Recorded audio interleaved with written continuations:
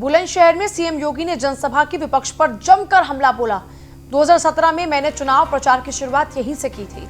आज आपने देखा होगा हर कोई सुरक्षित है। दंगाइयों को कहा भेजना है, वहां वो जा रहे हैं। माफिया पहले सत्ता का संरक्षण पाते थे, आपने जो ताकत दी है उसका इस्तेमाल मैं कर रहा हूं। माफिया पहले सत्ता का संरक्षण पाया करते थे और अब उनकी जगह उनको पहुंचाया जा रहा है। चौधरी चरण सिंह जी के सपनों को साकार बीजेपी ने किया है। एएमयू में किसी भी प्रकार के पिछड़ी जाति को सुविधाएं नहीं दी गई। अब उसी अलीगढ़ में बीजेपी महाराणा प्रताप कॉलेज बना रही है।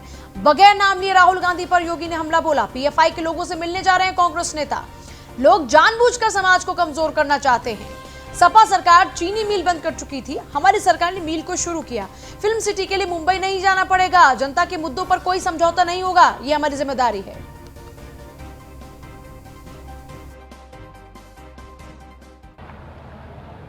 भाइयों बहनों, यहां के विकास की योजनाओं पर तो मैं चर्चा करूंगा ही,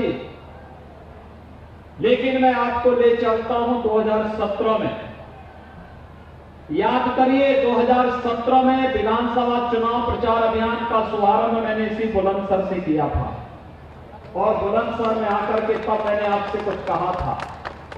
मैंने आपसे कहा था कि वीरेंद्र सिंह सिरोही जी को विधायक बनाइए, भारतीय जनता पार्टी को चुनाव जिता करके सत्ता उत्तर प्रदेश की सौंपिए और मैं आपसे वायदा करता हूं कि पश्चिमी उत्तर प्रदेश में मां बहनों की इज्जत के साथ खिलवाड़ करने की जरूरत कोई नहीं कर पाएगा। तब मैंने आपसे कहा था कोई कैराना और कांदला की घटना करने का दुस्साहस नहीं कर पाएगा। कोई सचिन और कोई गौरव फिर से अपने आप को बलिदान करने की आवश्यकता नहीं महसूस होगी।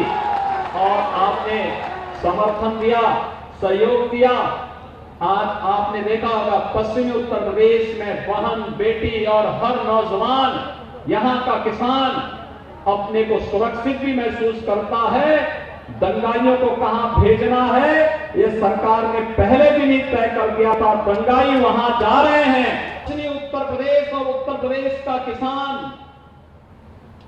देश के पूर्व प्रधानमंत्री स्वर्गीय चौधरी चरण सिंह जी के प्रति सदैव अपनी कृतज्ञता ज्ञापित करता है। कृतज्ञता ज्ञापित करने के कारण थे कि चौधरी साहब ने किसानों के हितों को सर्वोच्च प्राथमिकता दी थी।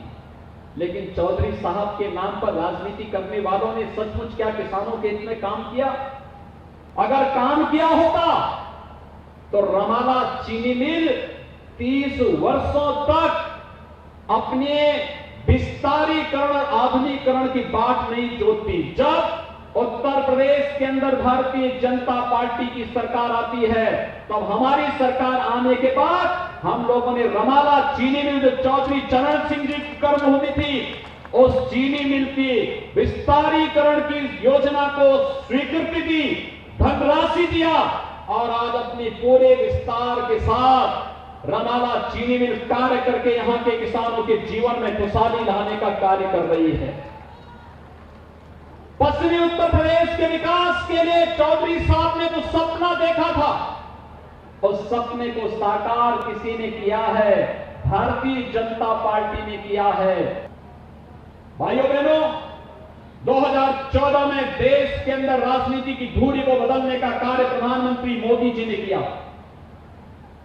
उन्होंने देखा कि देश को जाति के नाम पर बांटने वाले लोग ये तमाम प्रकार के वादों में बांट करके देश को कमजोर करने का कार्य कर रहे हैं। कहां जाएगा इस देश का नागरिक अगर ये देश कमजोर हो जाएगा? कल आपने देखा होगा कांग्रेस के एक सुनामधन्य नेता, उनके पूर्व अध्यक्ष केरल में पीएफआई से जुड़े हुए लोगों से मिलने के लिए जाते हैं। ये पीएफआई क्या देश की हिस्सी है क्या? जो देश में दंगों की एक श्रृंखला खड़ी करना चाहती है। देश के अंदर हर भड़काऊ कार्यक्रम में लगातार जिस जो संगठन लगातार सक्रिय रूप से अपनी भूमिका का निर्वहन कर रहा है, कांग्रेस की सहानुभूति उन लोगों। और वहीं बीजेपी प्रदेश अध्यक्ष स्वतंत्र देव सिंह ने भी जनसभा को संबोधित किया। मित्रों,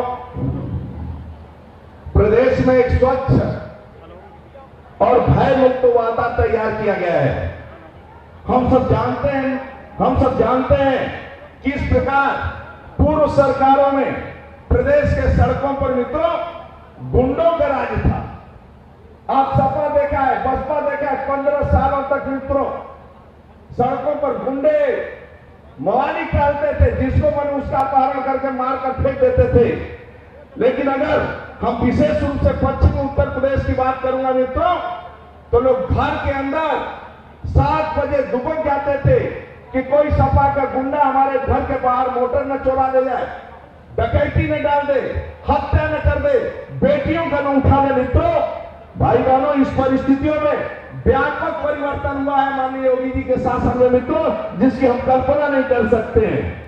अब यहां यदि कोई अपराध करता है, अपराध करने की जरूरत करता है मित्रों, तो समयबद्ध रूप से कड़ी सरकार की कार्रवाई होती है और माननीय योगी जी के डर के मारे वह जेल में या प्रदेश के बाहर चला जाता है मित्रों। प्रदेश के बड़े बड़े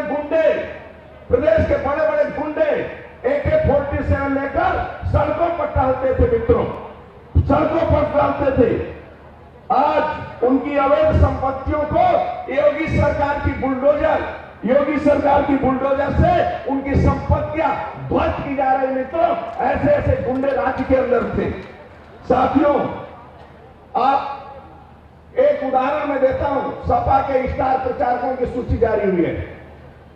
उस सूची में आजम खां भी है, जो जेल के अंदर अपराधी है, और स्टार सूची में वह सपा के सूची में नाम है मित्रों। आप कल्पना कर सकते हो कि सपा और बसपा की मानसिकता क्या है, कांग्रेस की मानसिकता क्या है मित्रों। इस राज्य को बचाने में माननीय मोदी जी, माननीय योगी जी। बीजेपी के राज्यसभा सांसद जफर इस्लाम के निशाने पर विपक्ष हमारी सरकार में बिना भेदभाव के काम हो रहा है। जफर इस्लाम कह रहे हैं कुछ इलाकों में विपक्ष ने किसानों को भटकाने की कोशिश की, कांग्रेस किसानों को गुमराह करने का काम कर रही है, झूठ बोल रही है, कांग्रेस अराजकता फैलाती है, इसमें सपा बसपा भी शामिल है। जफर इस्लाम का विपक्ष परिवार वो कह रहे हैं कि कुछ इलाकों में विपक्ष ने किसानों को भटकाने की कोशिश की है, लेकिन हमारे सरकार में तो बगैर किसी भेदभाव के काम हो रहा है। कांग्रेस किसानों को गुमराह कर रही है, झूठ बोल रही है, और कांग्रेस जो अराजकता फैलाती है उसमें सपा और बसपा भी उसके साथ हैं।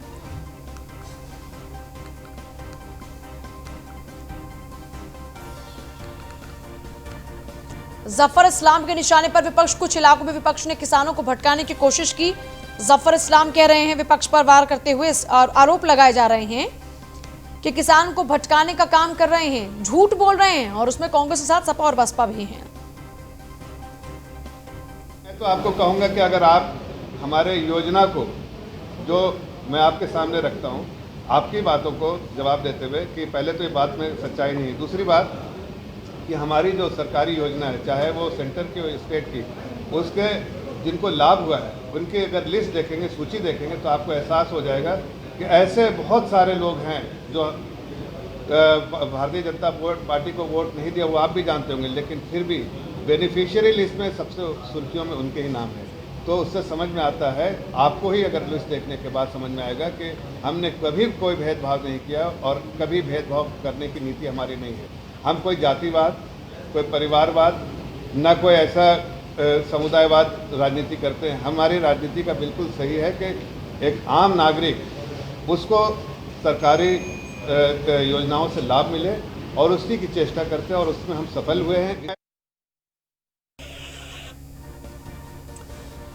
कांग्रेस किसानों को गुमराह कर रही है, झूठ बोल रही है, जफर इस्लाम आरोप लगा रहे हैं कांग्रेस अराजकता फैलाती है, इसमें सपा और बसपा भी शामिल हैं। जफर इस्लाम के निशाने पर है विपक्ष। बीजेपी के राज्यसभा सांसद हैं जफर इस्लाम आरोप लगा रहे हैं विपक्ष के ऊपर। वो कह रहे हैं कि कांग्रेस किसानों को गुमराह करने का काम कर रही है, झूठ बोल रही है, और सपा बसपा उसमें साथ है। मिशन 2022 से पहले बीजेपी की ताकत लगातार बढ़ रही है। 21 अक्टूबर 2020 को भारतीय जनता पार्टी नोएडा महानगर में महानगर अध्यक्ष मनोज गुप्ता के नेतृत्व में महिला मोर्चा द्वारा काफी सैकड़ों की संख्या में महिलाओं ने भाजपा की सदस्यता ग्रहण की। इस मौके पर महानगर अध्यक्ष मनोज गुप्ता ने कहा कि देश में महिलाओं का बहुत योगदान है। भाजपा नोएडा महानगर ने इतनी बड़ी संख्या में महिलाओं की उपस्थिति होने से नोएडा भाजपा को मजबूती मिलेगी और केंद्र प्रदेश सरकार की योजनाओं का लाभ हर घर तक पहुंचाने का कार्य भी और तेजी से होगा। महानगर अध्यक्ष मनोज गुप्ता ने कहा कि सीएम योगी आदित्यनाथ ने भी महिलाओं को आरक्षण देने की बात कही। हमारी पार्टी हमेशा महिलाओं को प्रमुख विचारधारा में रखती है। मैं आपको बताना चाहूँगी, हमारे लिए बेहद सौहार्द का विषय है कि राम राज्य के बाद आई दिवाली पर हम सभी महिलाओं ने मोदी सरकार को जिस तरह से शक्ति योजनाएं चलाई जा रही हैं, मातृशक्ति को सम्मान दिया जा रहा है, उस चीज़ को लेते हुए हमने मोदी सरकार को एक बड़ा समर्थन नोएडा में 100 से ज़्यादा महिलाओं ने एक साथ शामिल होकर दिया, जिसमें उद्यमी, समाज सेवी, स्कूल की प्राचार्या और कई महिलाएं हैं। और ये देश को संदेश दिया है कि हर वक्त हर मोड़ पे संगठन, पार्टी और मोदी जी के साथ मातृशक्ति कंधे से कंधा मिलाकर इस तरह ही खड़ी है।